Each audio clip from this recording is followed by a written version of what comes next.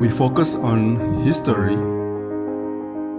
culture, religion, art, social, and philosophy of Nusantara. Here, in the presence of Nusantara, we were made to be forgotten about the goodness of ourselves. Because negativity seems to be more interesting for us. Now, I'm Sutoyo Raharto and friends, assist you, to remind you, to awaken you that we still can find the gems of Nusantara. They are the great sights of Nusantara.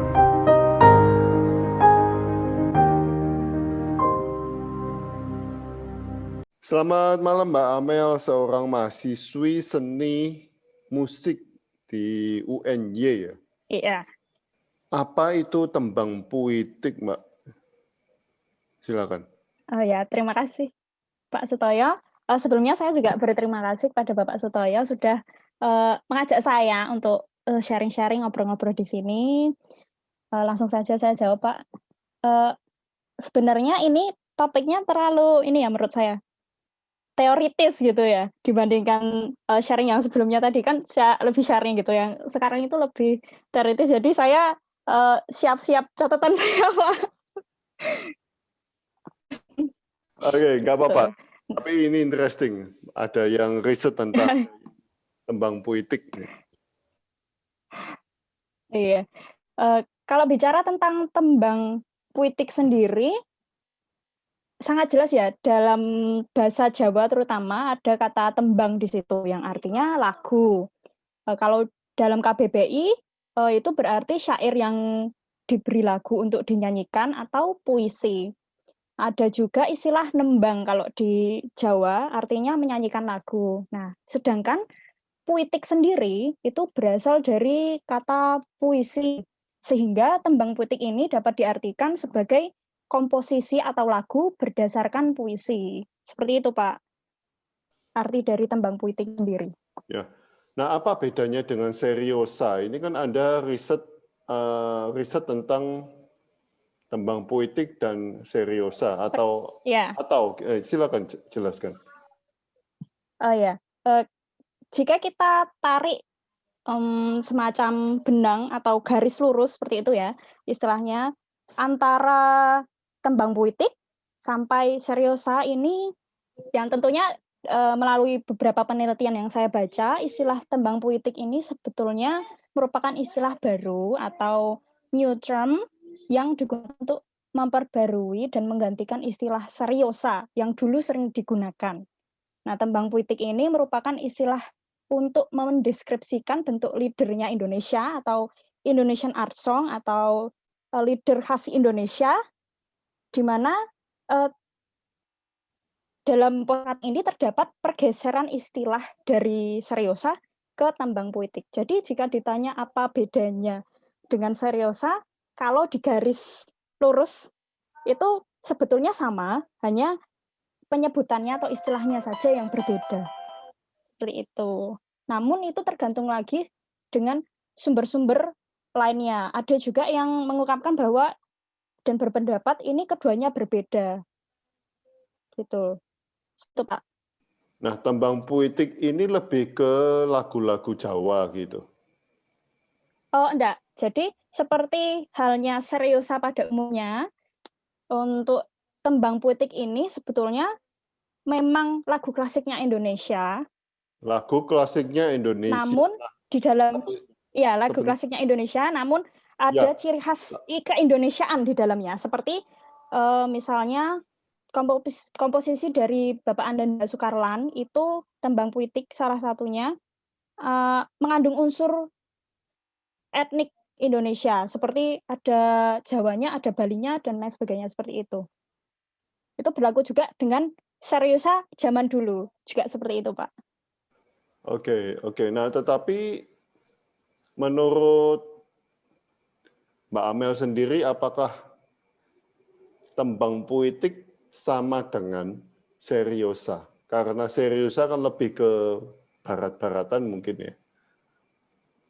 Silakan. Ya, kalau menurut pendapat pribadi saya ya, ini saya harus riset lagi untuk lebih dalamnya, juga harus memperhatikan para komponis lain, para singer lain. Nah, menurut pendapat pribadi saya, ini hanya pergeseran istilah saja. Itu antara seriosa yang dulu disebut seriosa, sekarang ngetren-ngetrennya disebut tembang puitik seperti itu. Nah, tetapi apakah sekarang di akademis atau apakah tidak memakai kata-kata seriosa udahan? Sekarang seriosa sendiri menurut saya justru ke cara bernyanyi seriosa seperti itu. Nah, tapi sampai sekarang masih ada kompetisi-kompetisi yang disebutkan seriosa di dalamnya. Jadi konsep tembang puitik ini masih dalam rangka ini ya, pengenalan kepada masyarakat seperti itu. Kamu udah sering ya, berarti ini kata-kata udah baru sering dong. Iya, istilah baru. Udah berapa lama baru seperti itu, tembang puitik ini? Tembang puitik ini itu nanti kayaknya kita bisa bahas di ini Pak, pertanyaan berikutnya Pak. Oke. Ya, nanti bisa nyambung gitu. Oke. Nah, sejak kapan tembang puitik masuk Nusantara? Tapi saya barusan tahu bahwa tembang puitik itu khas musik tradisional Indonesia. Nah, tetapi saya juga lihat tadi sekilas tentang skripsi Anda menulis tentang perkembangan tembang puitik ya. Bagaimana perkembangannya sebelum kemerdekaan? Silakan. Ya, untuk perkembangan Indonesian Art Song tidak lepas dari munculnya pergerakan nasional itu sendiri. Sebentar, Mbak Amel, ya. Mungkin kita harus bedakan Indonesia setelah 45 dan sebelum 45 bukan Indonesia soalnya ya. Oh ya, maaf Pak. Ya. Tapi di situ juga bingung juga ya nyebutnya karena saya udah melihat banyak riset itu penyebutan Indonesian Art Song sebelum kemerdekaan itu saya belum menemukan yang jelas itu saat zaman dulu disebut apa gitu. Tapi Hindia pada Belanda. saat itu keberadaan Belanda itu memperkenalkan Indonesia dengan genre musik dan alat musik yang populer digemari di negara barat seperti opera, orkestra, alat musik piano, string, dan lain-lainnya termasuk lieder Jerman. Nah, seiring berjalannya waktu, pada saat itu terjadi pergerakan nasional. Nah, diawali dengan lahirnya organisasi pertama Budi Utomo pada tahun 1908 sampai masa kemerdekaan Indonesia. Nah, komponis Indonesia pada saat itu juga ikut berjuang melawan para penjajah ya melalui lagu-lagu perjuangan yang mereka ciptakan berisi tentang semangat perjuangan, cinta tanah air dan patriotik. Nah, jenis-jenis lagunya itu berbentuk aubade, mars, himne, keroncong, art song, dan pop. Nah, untuk perkembangan Indonesian art song ini tidak lepas juga dari pengaruh lieder Jerman yang tadi dibawa oleh Belanda, yang diajarkan oleh Belanda. Di mana lied merupakan komposisi yang menyatukan puisi dengan vokal atau nyanyian dan iringan piano. Indonesian Art Song mulai dikembangkan pada tahun 1930-an dipelopori oleh Cornel Simanjuntak. Oke, sebentar Mbak Amel. Keroncong kan masih ada ya? Ya. Jelas-jelas keroncong masih ada dan masih banyak organisasi keroncong. Nah, kalau himne, lalu mars, apakah itu masih dipelajari di akademisi? Atau masih dipraktekkan di akademisi? Karena kita sekarang zaman milenial ini, zaman now ini sudah jarang. Kecuali di beberapa negara yang masih kuat ya itunya. Silakan. Iya. Terima kasih Pak Sutoyo atas pertanyaan yang satu ini. Sebetulnya di akademis, khususnya saya sendiri mengalami itu masih ada himne dan mars, bahkan itu menjadi salah satu yang wajib untuk dipelajari oleh mahasiswa musik. Nah, khususnya di Universitas Negeri Yogyakarta itu masuk komposisi mars dan himne itu termasuk salah satu mata kuliah yang wajib tempuh, seperti itu, Pak. Nah, Dan mengapa kok kurang berkembang atau tidak berkembang, atau mengapa, apakah kita ini yang di publik ini memang jarang mendengar atau jarang dipopulerkan, atau bagaimana faktor-faktornya? Ya, sebetulnya himne dan mars ini justru ada terus ya setiap tahun, karena seiring berjalannya waktu ada organisasi baru. Dan tentu saja mereka akan membuat mars atau himne untuk seakan-akan mempererat tali silaturahminya mereka, seperti itu. Ada itu organisasinya? Jadi, maksudnya Pak, mohon maaf. Tadi kan mengatakan apa? Ada apa setiap tahunnya? Setiap tahun kan ada organisasi atau ini apa? Instansi pendidikan baru atau instansi pemerintahan yang baru. Lalu mereka akan biasanya inisiatif membuat mars atau himne. Oke.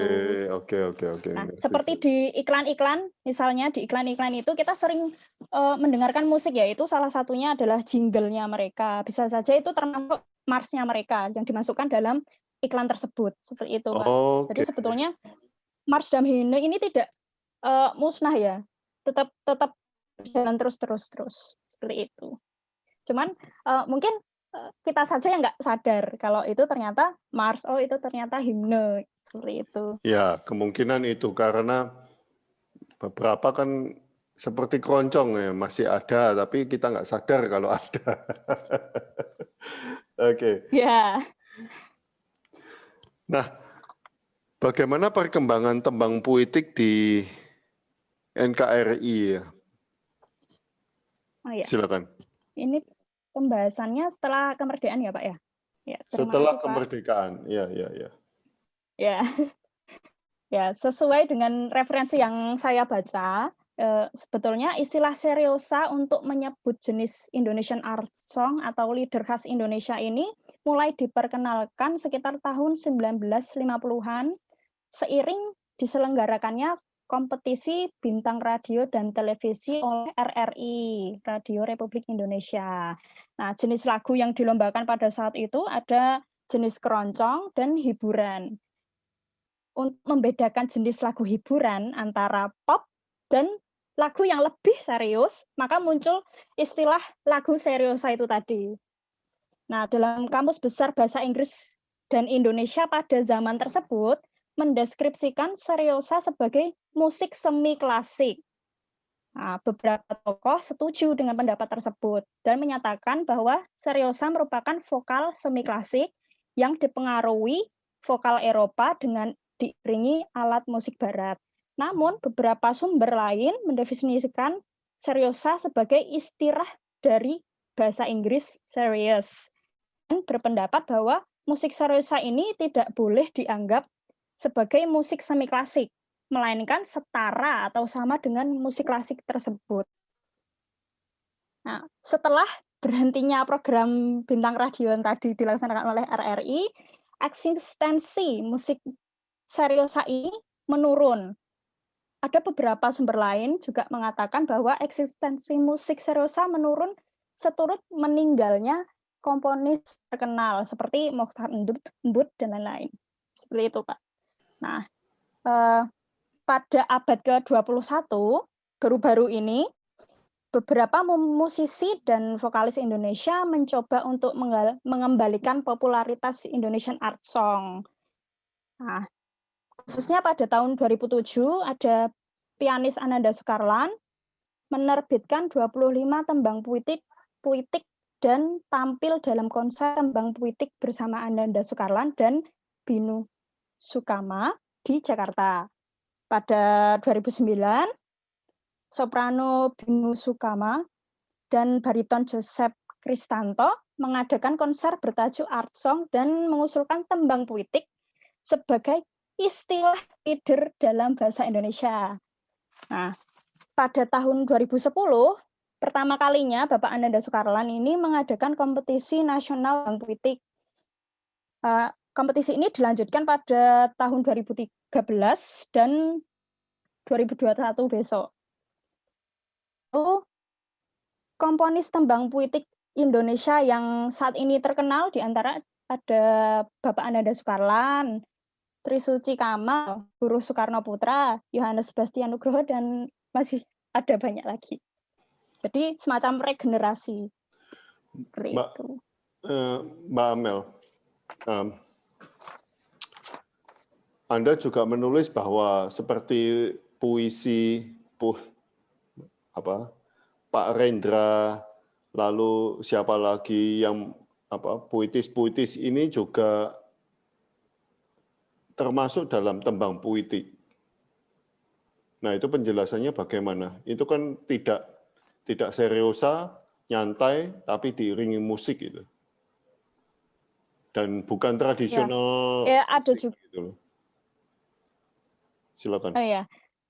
Jadi suatu puisi yang dimusikkan biasanya disebutnya musikalisasi puisi. Nah, tapi dalam konteks ini tembang puitik hanya memusikalitaskan saja, tapi terdapat unsur-unsur yang lebih detail di dalamnya seperti teknik pengiringannya, teknik bernyanyinya, dan masih ada lagi ya unsur-unsur yang harus terkandung di dalam tembang puitik tersebut. Namun untuk informasi tentang apa saja unsur-unsur yang harus masuk dalam tembang puitik ini, saya harus survei lagi ya, harus belajar lagi terus. Seperti itu, Pak. Okay. Itu yang saya ketahui. Ya, oke. Nah, Anda kan juga skripsi Anda membahas tentang generasi X, generasi Y, dan juga generasi Alpha. Ya, betul. Ini bagaimana mereka merespon tembang puitik? Oh ya, saya ingin menjelaskan. Mungkin dijelaskan dulu generasi X, Y, sama Alpha itu generasi apa? Silakan. Oh ya, terima kasih Bapak Sutoyo. Jadi menurut sumber yang saya baca ini, saya kan meneliti tentang persepsi dari generasi Y, Z, dan Alpha terhadap tembang puitik itu tadi ya. Nah, saya menemukan teori di mana generasi Y merupakan generasi yang lahir dalam rentang tahun 1977 sampai 97. Generasi Z merupakan generasi rentang 98 sampai 2009, dan generasi Alpha itu generasi yang lahir tahun 2010 sampai 2024. Nah, untuk khusus generasi Alpha ini, sasaran penelitian saya hanya di kelahiran 2010 saja. Seperti itu, Pak. Itu menurut teori yang saya dapatkan. Nah, sebelumnya itu saya ada wacana untuk meneliti yang khusus generasi milenial. Namun ternyata setelah saya pelajari, teori tentang generasi milenial itu banyak sekali rentang tahunnya. Banyak yang berpendapat, dan itu ya udah sekalian aja tiga-tiganya, seperti itu, Pak. Nah, bagaimana respon mereka terhadap tembang puitik ini? Ya, terima kasih. Untuk respon sendiri yang secara real, nyata, yang sudah diteliti itu belum ada, karena memang instrumen penelitian saya itu masih dalam proses. Nah, namun kalau kita lihat secara gamblang dan menurut pendapat saya, saat-saat ini pemerintah dan para komponis, para penyanyi itu sangat gencar sekali untuk mempromosikan tembang puitik. Nah, namun tanggapan dari masyarakat sekitar, terutama masyarakat awam ya, itu masih banyak yang kurang mengerti, kurang paham akan adanya tembang puitik itu. Nah, mereka justru lebih tertarik dengan genre yang lain seperti pop, atau genre TikTok yang saya nggak bisa deskripsikan itu sebetulnya genre apa ya, dan lain sebagainya seperti itu. Jadi saya penasaran nih, bagaimana sih persepsinya mereka sebetulnya terhadap tembang puitik. Nah, dengan adanya persepsi itu, tentunya pemerintahan, pendidikan, dan para penyanyi, komponis itu bisa mengembangkan, bisa mengetahui cara yang paling tepat bagaimana untuk mempromosikan musik tembang puitik ini. Seperti itu, Nah, Pak. Anda generasi yang mana ini? Saya generasi Z. Dan respon Anda Kalau sebagai generasi Z, tapi bukan sebagai mahasiswi musik, respon Anda bagaimana? Nah, sebetulnya yang mempengaruhi respon itu ada banyak, Pak. Ada juga termasuk lingkungan. Nggak bisa dipungkiri lagi, kecemplungan saya di bidang musik ini tetap akan berpengaruh juga dengan apa yang saya senangi. Nah, di sini saya mayor vokal, belajarnya konsentrasinya vokal. Ya, endingnya saya jadi tertarik juga dengan tembang puitik ini, seperti itu. Tapi belum tentu teman-teman saya yang jurusan lain, misalnya psikologi, bahasa Inggris atau sastra itu sama menyukai tembang puitik juga. Itu belum tentu seperti itu. Nah, salah Nah, satu yang mereka itu bisa bilang persepsinya bagus banget, itu positif. Salah satunya lingkungan juga berpengaruh, seperti itu, Pak. nah, Anda suka tembang puitik ini apakah karena Anda mahasiswi musik? Sebelumnya itu saya kan masuk ke bidang musik, itu banyak alurnya ya, Pak, ya. Nah, saya mengenal tembang puitik ini secara lebih mendalam lagi memang ketika saya masuk kuliah, seperti itu. Jadi saya mulai tertarik sekali itu ya saat belajar di perkuliahan. Apa alasannya? Karena menurut saya, dalam tembang puitik ini banyak teknik yang harus dipelajari dan menantang, syairnya indah, kan dari puisi ya, ditambah lagi melodi-melodi yang dibuat para komposisi ini, wow, luar biasa, bagus-bagus. Jadinya saya tertarik juga, seperti itu. Oke. Teman-teman ada yang mau bertanya? Oh, kalau genre TikTok itu juga termasuk dalam akademisi ya di sini. Oh, mungkin bisa masuk ke produksi musik, Pak. Karena sekarang kan, iya.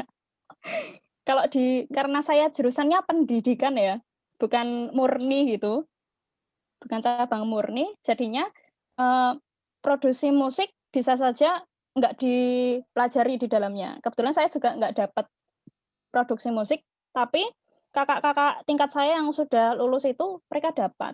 Karena pergantian kurikulum jadi dihapuskan, seperti itu. Oke. Dan memang genre TikTok ini apakah mewabah sampai akademisi untuk menggugah akademisi untuk riset? Sampai saat ini saya juga menemukan banyak riset tentang TikTok juga, Pak. Namun untuk sebetulnya identitas dari genre TikTok ini juga saya masih kurang yakin ya, saya harus menyebutnya apa, seperti itu. IDM atau musik garapan atau apa. Oke, interesting. Ini mungkin pakem baru kalau dalam bahasa wayangan. Bisa, karena campur aduk semua. Oke, terima kasih Mbak Amel atas waktunya. Teman-teman ada yang mau Terima kasih, bertanya? Bapak Sutoyo. Mbak Amel ini ada di grup juga kok. Oke, terima Ya, mohon kasih maaf Mbak. kalau tadi ada penjelasan yang kurang jelas. Oke, nggak apa-apa. Terima kasih Mbak Amel atas waktunya, Ya, karena saya juga baru belajar. atas sharingnya, luar biasa. Oh, kita baru tahu bahwa TikTok ini juga membuat menjadi satu bahan riset. Oke, Ya, terima kasih Mbak bisa. Amel. Bisa. Ya, terima kasih Bapak Sutoyo Selamat atas malam. ini sesi ini. Selamat malam. Selamat malam, semoga sehat selalu, Pak.